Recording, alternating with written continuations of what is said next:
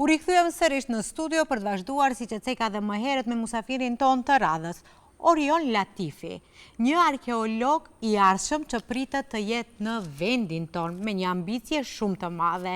Dhe pikërisht sot kemi në studio Orion Latifin, arkeologin e arshëm në vendin ton. Përshëndetje Orion, mirë se erdhe në emisionin e Ritmi i ditës në televizion. Përshëndetje, ju faleminderit për ftesën, kënaqësia është e imja. Atëherë, çfarë ju frymëzoi, ju gjithashtu jeni një djalë me shumë ambicie të mëdha, siç e ceka edhe unë në fillim të prezantimit tënd. Kurse verore, arkeolog, punon, podcast, gjitha këto. Çfarë ju frymëzoi të bëni një kurs veror të titulluar Detektivët e Historisë? Kursi veror Detektivët e Historisë pra është një kurs i cili për herë të parë mbahet në Maqedoni dhe më gjerë, mund të them edhe në Ballkan, është një kurs i cili konkretisht pra merret me lëndën e historisë dhe të arkeologjisë dhe bëra një kombinim të bukur në mes arkeologjisë, të cilën e studioj në fakultetin tim dhe historisë, madje edhe ka pasur një mungesë të madhe të kurseve shoqërore, dhe ky është kursi i parë që është mbajtur për histori dhe i parë gjithashtu që i bie edhe për arkeologjinë si lëndë, dhe e bëra një kombinim që të filloj që të bëhet pra më njëherë pas mbarimit të shkollës, që nxënësit mos të merren me digitalizimet e tepërta, pasi që të rrallat janë fëmijët që në ditët e sotshme pra ndodhen përballë një libri të merren me aktivitete leximore dhe aktivitete të shkrimit, prandaj edhe bëra që fëmijët pra mos të ndodhen në një pushim i cili është shumë pra pasiv, por të jenë në një pushim i cili është aktiv. Prandaj edhe më lindi ideja që ta themeloj kursin veror Detektivët e Historisë, i cili ishte jashtëzakonisht i suksesshëm dhe sa ishte interesimi të rinjëve për të aktivizuar, për të marrë pjesë në këtë kursin veror? Të them të drejtën, të gjithë ishin të mahnitshëm dhe u çuditën kur morën vesh se bëhet një kurs i cili konkretisht pra merret me lëndën e historisë, nga që fëmijët dhe nxënësit konkretisht të shkollave fillore dhe të mesme janë mësuar që ta shohin historinë si një lëndë e bezdishme, e cila sipas meje nuk duhet që të shikohet në atë aspekt. Prandaj dhe mora dhe iniciativën që ta themeloj kursin e historisë dhe vetëm me një qëllim të vetëm që fëmijët të jenë të njohur dhe ta njohin domethënë historinë kombëtare, historinë shqiptare, historinë e paraardhësve të tanë ilirëve dhe sa e pasur ka qenë historia jonë e cila duhet të trashëgohet dhe nuk duhet të harrohet padyshim. Na tregoni pak atë ju e cekët edhe vetë ta themi në thojza, se historia, domethënë për të mësuar historinë është shumë një lëndë me vlerë, të themi.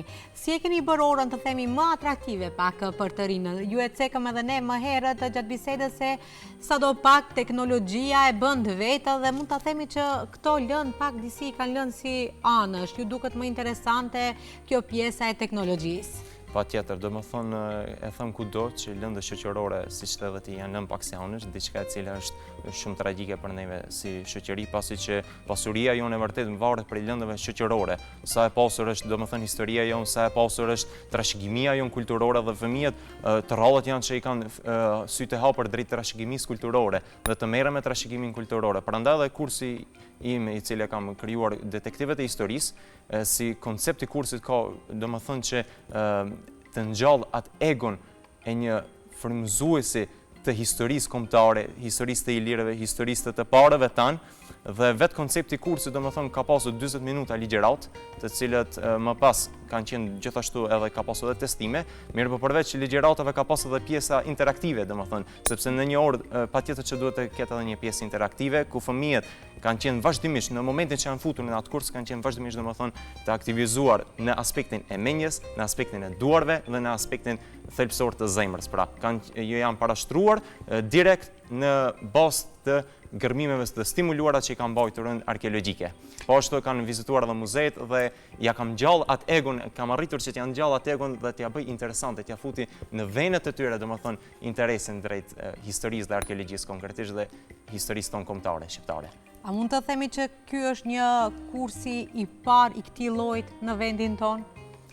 Mund të themi lirshëm që është domethënë kursi i parë në këtë vend që mbahet për arkeologji dhe për histori, dhe mendoj që prandaj edhe kam si qëllim që ta shpërndaj edhe në vende më të tjera. Çfarë e bën të veçantë të themi apo të dallueshëm këtë kurs nga aktivitetet të tjera të themi edukative?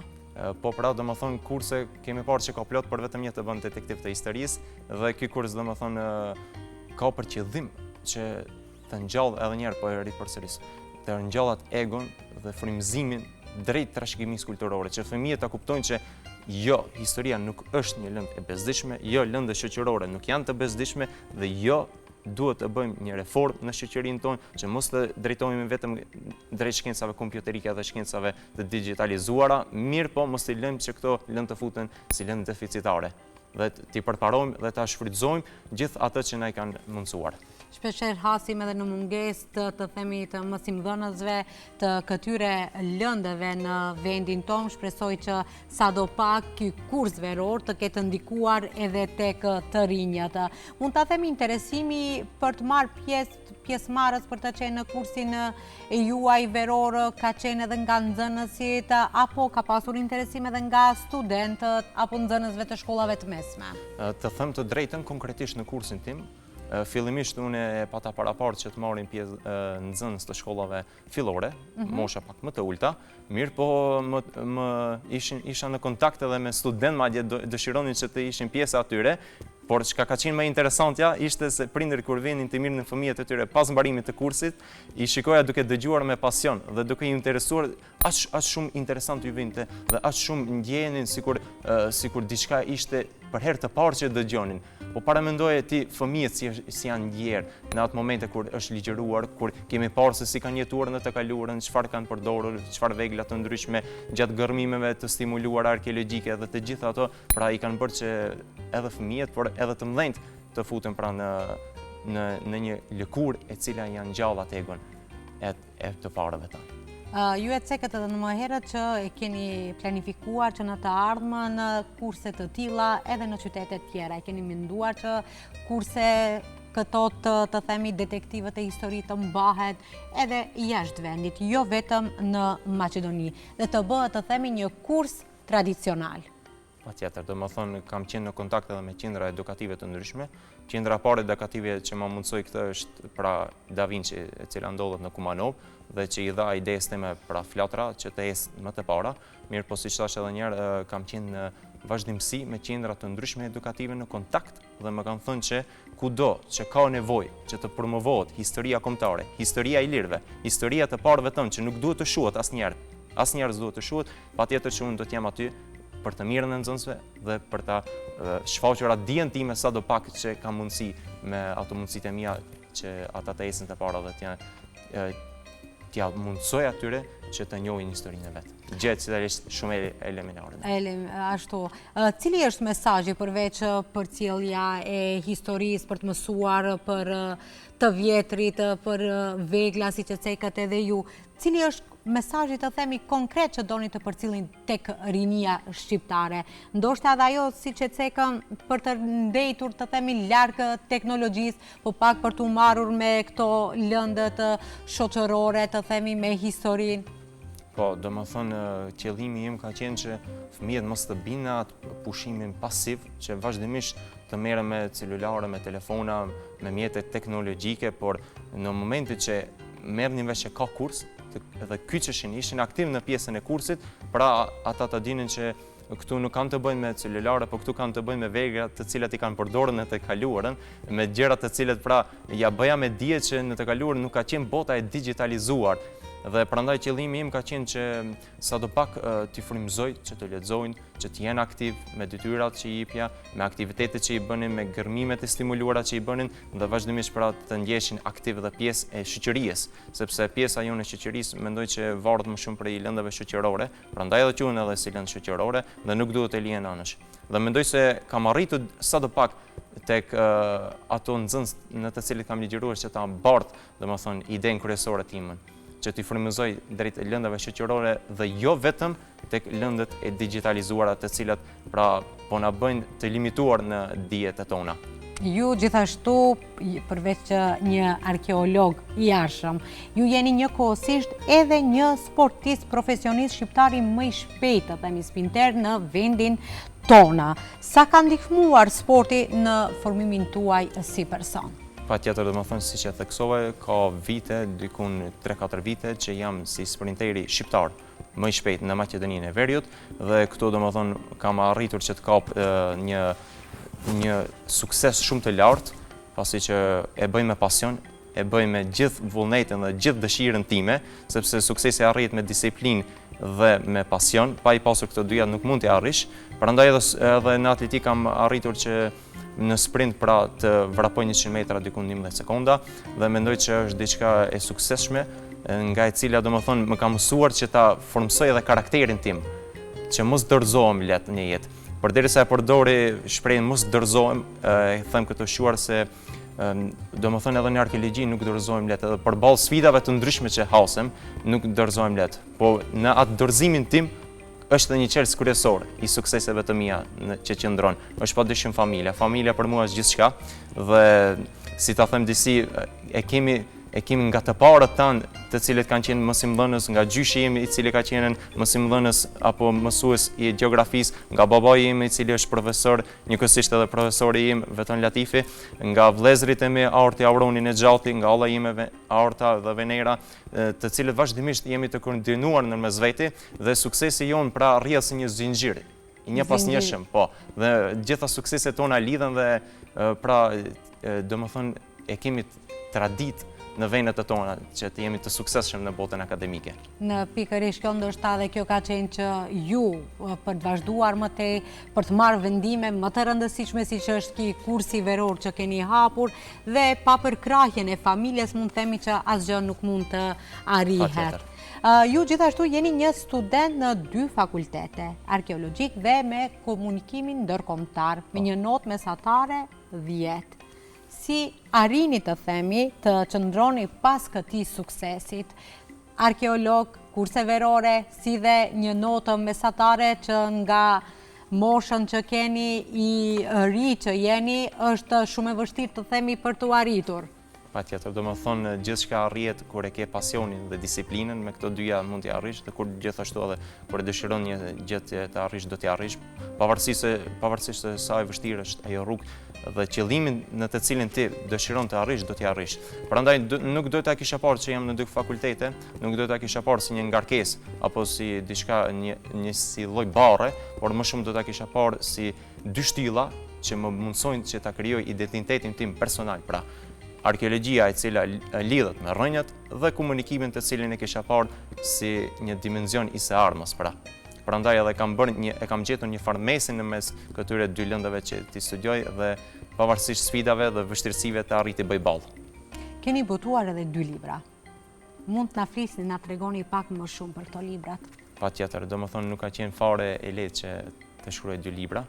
Për moshën që keni, jeni shumë i ri për të shkruar libra, një notë, si që ka dhe më herët, një notë mesatare, gjithë këto arritje, gjithë ky sukses i juaj. Ju faleminderit për fjalët, domethënë sa i përket shkruarjes së librave, libri i parë konkretisht ka të bëj edhe i dytë ka të bëj me lëndën time, pra me arkeologjin, i pari ka të bëj me një lëndë e cila e pash se kishte një mungesë në lëndë në fakultet, nuk arriteshim që të përgatiteshim ne studentët për atë lëndë, pasi që nuk kishim një material të caktuar, prandaj edhe ne e mora unë iniciativën që të shkruaj një libër, ja që doli një herë si një punim seminarik, po pastaj duke zgjeruar mori edhe përmaset e diku 150 faqesh të librit dhe arrita që ta botoj. Pra quhet arkeologjia lindjes mesme, konkretisht me qytetërimet e lashta me Egjiptin dhe me Mesopotamin, 2 qytetërimet e para dhe të lashta dhe më të pasurat qytetërime që na datojnë. Dhe libri i dytë konkretisht ka të bëj me trashëgimin kulturore në Maqedoninë e Veriut, pra 5 lokalitetet më të njohura arkeologjike në Maqedoninë e Veriut. Konkretisht e kam bërë atë, e kam përkushtuar më shumë edhe ndaj moshave më të ulta, që të rrallët janë fëmijët që njohin qytete arkeologjike, madje ka prej atyre fëmijëve kur i merreja në kursin e detektivëve të historisë dhe i ligjeroja, e dini çka është arkeologjia, keni dëgjuar për fjalën e arkeologjisë si shkencë, a e keni kuptuar, apo a e keni dëgjuar më herët më thonin çka arkitektura, jo i thoja nuk është kjo arkitektura, po ka të bëjë konkretisht me të kaluarën tonë, me rrënjët tona të cilët ne duhet që mos t'i harrojmë dhe vazhdimisht t'i kemi përballë nesh dhe t'i mendojmë vazhdimisht kur mos t'i harrojmë. Prandaj domethënë edhe i kam shkruar këto 2 libra që kanë të bëjnë kryesisht me shpërndarjen e dijes, pasi që unë mendoj që dia nuk duhet të mbahet vetëm për vete, por dia duhet të shmërndahet dhe mos të mbahet në sirtar. Sa ju ka ndihmuar të themi ky botimi I librave edhe të tjerëve student, besoj që ke edhe shok të cilët kanë mësuar edhe shumë gjëra në atë libër. Patjetër, pra ka pasur pikërisht reagimet e para I kam pasur për shoqërisë time, që më thonin, nuk e pas kemi ditur që kaq interesante është si lëndë, pra nuk e pas kemi ditur që ka diçka të pasur në lokalitetet, në vendet tona, pra në Maqedoninë e Veriut. Dhe gjithë ato lokalitete, pra na flasin për historinë, secili gur që është I paraqitur në foto, në libër, në shkrim që e paraqesun, na bën që të dëgjojmë të kaluarën. Prandaj edhe ishin të mahnitur dhe më bënin që edhe më shumë të vazhdoj, më motivonin që edhe akoma të vazhdimisht shkrime dhe vazhdimisht jem aktiv. Edhe ja që jam akoma aktiv për momentin. Gjithçka lidhet me arkeologjinë. Përveç botimi I librave, kursi veror, gjithashtu keni ju edhe një podcast që lidhet pikërisht me historitë, cili ka qenë të themi reagimi I publikut, veçanërisht të themi I të rinjeve për këtë podcast mbi histori.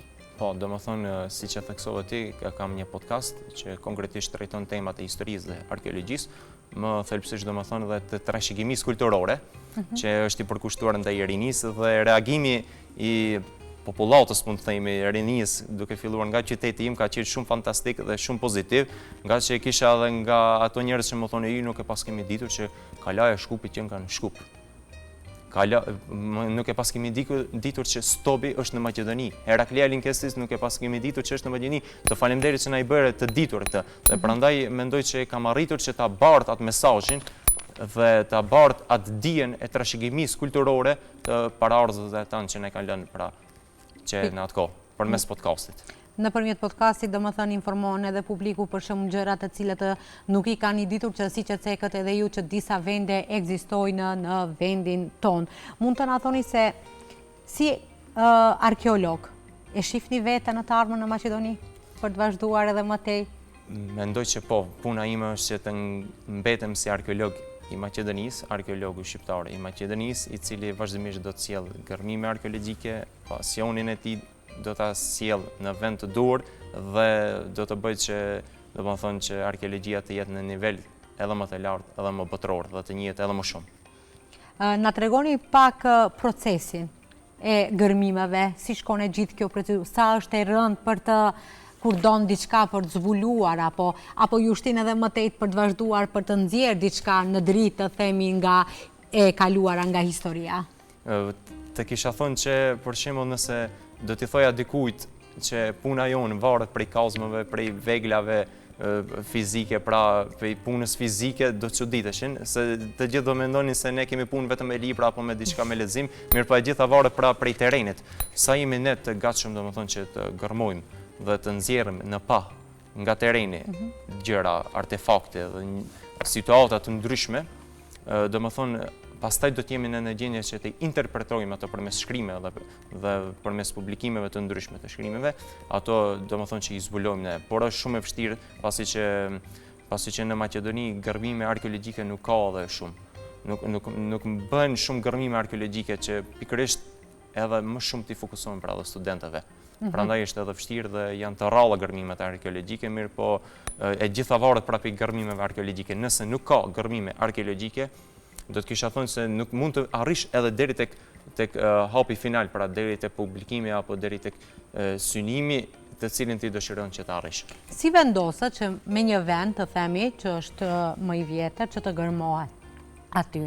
Ose në fakt çfarë kërkohet në atë vet? E keni të qartë apo tjerë gërmoni për zbuluar diçka apo e dini edhe ju si arkeolog të themi se çfarë doni nga aty të nxjerrni? Po patjetër, pikë së pari domethënë që nga viti 98 me sa e di unë, ka një hartë arkeologjike të lokaliteteve arkeologjike në Maqedoni, ku aty janë të ndarë, domethënë në periudha të ndryshme, bazë të kohës të cilës I përkasin, qoftë antikitetit apo qoftë kohës së gurit, kohës së hekurit, kohës së bronzit, kohës së mesjetës, e kështu me radhë, dhe mendoj që domethënë do ta bëja një paralele se si ne mund ta dimë që një lokalitet arkeologjik duhet të gërmohet apo nuk duhet, a e ka potencialin apo jo. Kjo është e njëjta si kur shkojmë tek mjeku I përgjithshëm, Se arkeologjia shpesh herë bën një paralele mes mjekësisë dhe forenzikës, pra shumë i shoh të ngjashme në vetë në koncept. Dhe e bie që për shembull një lokalitet arkeologjik para se të zbulohet dhe ka potencial është sikur e njëjtë të shkosh në një mjek të përgjithshëm dhe ai të cakton domethënë shka ashtu kështu. Diagnozën e caktuar dhe e njëjta ndodh edhe për gërmimet arkeologjike. Prandaj bëhet edhe rekognosimi apo njohja e lokalitetit. E më pas i bie sikur nëse ai lokalitet e ka një potencial të caktuar, atëherë do të marrën gërmime të caktuara, qoftë sistematike apo qoftë me sonda, domethënë. Kjo i bie sikur e njëjta, prap do ta bëj një paralele me mjekësinë, sikur të futesh në një operim. Kjo i bie e njëjta pra. Domethënë për zbuluar diçka, për të zbuluar diçka, për të zgjidhur diçka konkrete. Cili do të ishte në fund mesazhi për gjithë ata të rinj të cilët duan tani të studiojnë, të themi, për arkeologjinë apo për historinë? Do të kisha thënë që mesazhi im konkret është pak i shkurt, mirë po që duhet të jetë edhe goditës pak, për arsye sepse nuk mund ne të rit dhe ata të cilët dëshirojnë që të ecën të para në jetën e tyre dhe të bëjnë jetë akademike, nuk mund që të arrijnë diçka në të ardhmen pa e njohur të kaluarin. Kryesisht pra është ajo e kaluara e cila neve na bën që të krijojmë të ardhmen, ne i hap rrugët e së ardhmës. Dhe unë mendoj që rezultatet nuk arrihen brenda një nate. Nuk janë rezultatet të cilët mund të arrihen brenda një nate, por rezultatet arrin kur nuk dorëzosh dhe padyshim që atëherë suksesi është i pakshmangshëm. Prandaj që qëllimi im është që ta barti tek rinia shqiptare, konkretisht për lëndët shoqërore, për arkeologjinë, për historinë dhe kështu me radhë, që duhet pikë së pari ta njohim veten tonë, të njohim të parat tonë, të njohim të kaluarën tonë, nëse dëshirojmë që të ndërtojmë një të ardhme të suksesshme. Patjetër, nëse nuk e dim të kaluarën tonë, atëherë asgjë nuk kemi bërë për punën, për historinë e kombit tonë, por për historinë e vendit në të cilin ne jetojmë. Shpresoj Orion që në të ardhmen na keni të ftuar do dalim në teren edhe ne si gazetar për të parë nga afër se si rjedhë puna e një arkeologi në teren, si vini deri tek zbulimi, deri tek gërmimet e kështu me radhë. Do naftoni, shpresoj. Patjetër, me gjithë kënaqësinë më të madhe. Ju faleminderit edhe një herë që ishit pjesë emisionit të tonë Ritmi i ditës. Shpresoj se do ju kemi edhe një herë tjetër, pse jo, si dhe si që ceka edhe unë, do dalim në teren së bashku për të parë se si shkon nga afër puna e gërmimeve. Patjetër, faleminderit edhe ju shumë për ftesën. Kisha kënaqësinë. Shikues të nderuar, kjo ishte e tëra që kishim përgatitur për ju çdo të hënën, nga e hëna dhe deri në të premten. Ne do jemi së bashku nga ora 8 e mëngjesit deri në ora 10. Kështu që nuk më ngelet gjë tjetër përveç se mirëmbëçi dhe një ditë të këndshëm dhe të bukur. Shihemi nesër në të njëjtën orë.